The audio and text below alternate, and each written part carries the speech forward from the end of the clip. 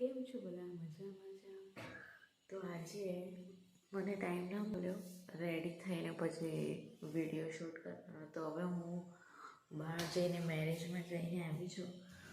તો આજે હું વિડીયો શૂટ કરી રહી છું. ઘરે આવ્યા પછી ફ્રી થઈને, કેમ કે મારી નાની બેબી છે તો હું વિડીયો શૂટ કરી શકતી નથી અને તૈયાર કરવામાં, ખુદને તૈયાર થવામાં.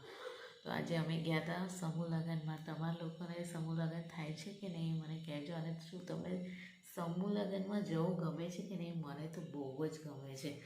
એટલે હું તો સમૂહ લગ્નમાં જવું જ છું દર સાલ, એવરી યર. હા, મારી બેબી આવી ગઈ એટલે હું નથી ગઈ નેક્સ્ટ યર.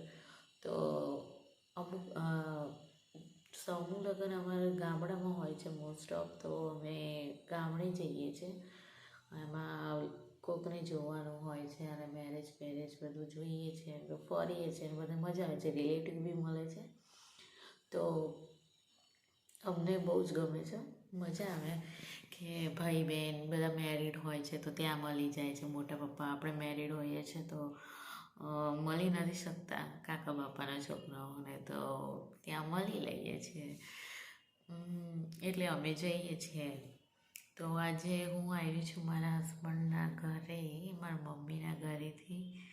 તો મેરેજમાં જઈને આવી કે બહુ તડકો પડતો હતો એટલે મારી ડોટર હજુ નાની છે અને બી ખાંસી જુકામ છે એટલે એને બહુ બહાર રાખી શકતી નથી. એ માંદી વધારે પડી જશે. તો અને મને બી ખાંસી જુકામ થઈ ગયું છે કે 2 દિવસ પહેલાં મેરેજ ફંક્શનમાં અમે ગયા હતા. તો બહાર ઠંડા વાતાવરણ હોવાના કારણે અમે બધા જ બીમાર મોસ્ટ ઓફ પડી જ જાય છે. અત્યારે મેરેજ સિઝન એવી છે અને ડબલ ઋતુ બી છે એટલે આ બધી પ્રોબ્લેમ રહે છે. હવે અત્યારે હું ફ્રી થઈને આ વિડીયો બનાવી રહી છું મેરેજમાં જઈને આવીને સમૂહ લગ્નમાં.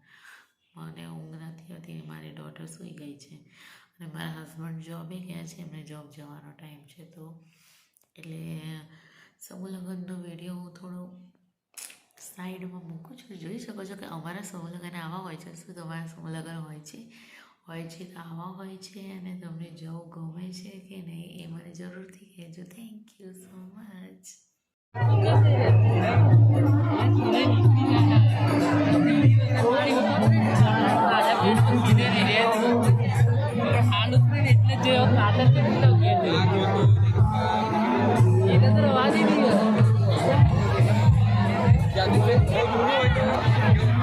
नहीं